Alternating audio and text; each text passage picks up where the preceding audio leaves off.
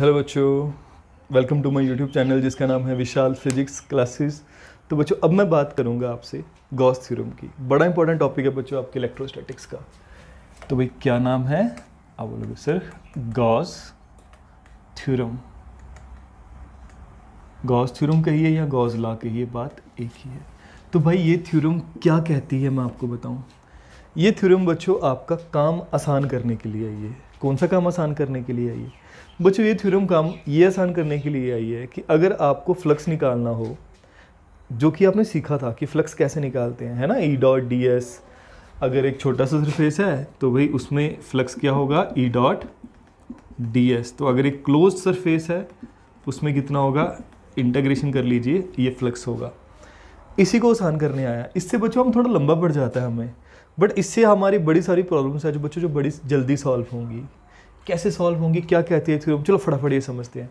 बच्चों ये थ्योरम कहती है, इट स्टेट्स दैट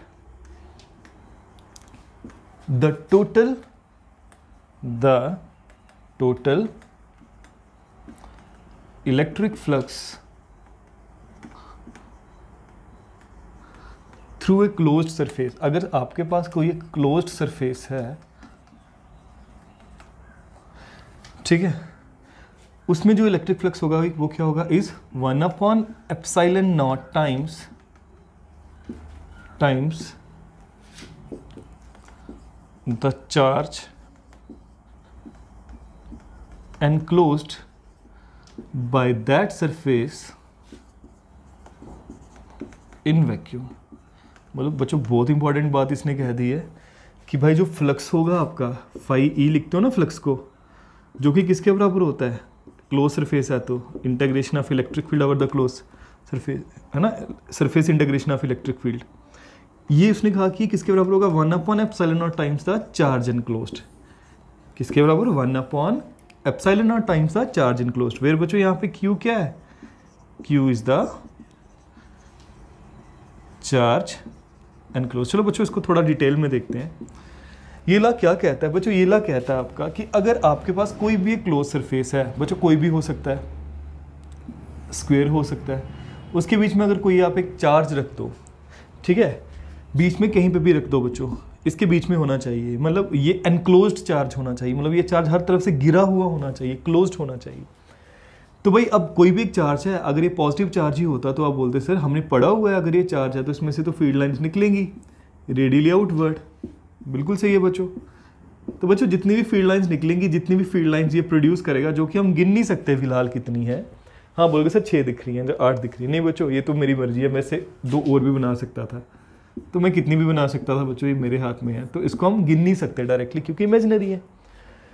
तो भाई अगर ऐसी कोई बात है तो अब अगर आपसे कोई पूछे कि भाई कितनी लाइंस इसने प्रोड्यूस की या कितनी लाइंस इस पूरे क्लोज्ड सरफेस में से निकली, देखो दोनों का मतलब सेम है।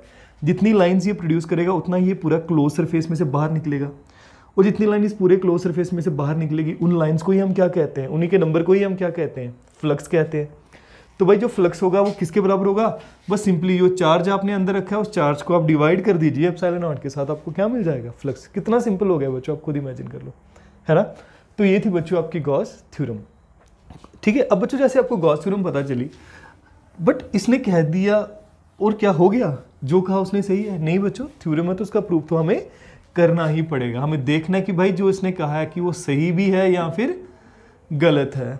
तो भाई हम कैसे देखेंगे, चलो करते हैं प्रूफ इसका, करते हैं इनकी बातें जो इसने कहा। इसने कहा है कि भाई जो अगर आपके पास कोई एक चार्ज है जो कोई एक क्लोज सरफेस के बीच में है तो फिर जो फ्लक्स होगा वो इतना होगा। चलो देखते हैं। ले लिया बच्चों मैंने एक क्लोज सरफेस, ले लिया मैंने एक चार्ज, ठीक है। अब मुझे क्या निकालना है, अब इस मुझे पूरे में से क्या निकालना है, फ्लक्स निकालना है। क्या फ्लक्स निकालना आपको आता है? आप बोलोगे सर हाँ बिल्कुल हमें आता है। कैसे निकालते हैं बच्चों फ्लक्स? आप बोलोगे सर फ्लक्स, जो कि फ्लक्स किसी एक क्लोज सरफेस में से तो ये होता है, सही है। और ये क्या है बच्चों, इंटीग्रेशन करनी है ई डॉट डी एस की पूरे क्लोज सरफेस पे, यानी कि छोटा सा आप एलिमेंट लीजिए इस क्लोज सरफेस पे, ये ले लिया बच्चों एक छोटा सा एलिमेंट मैंने।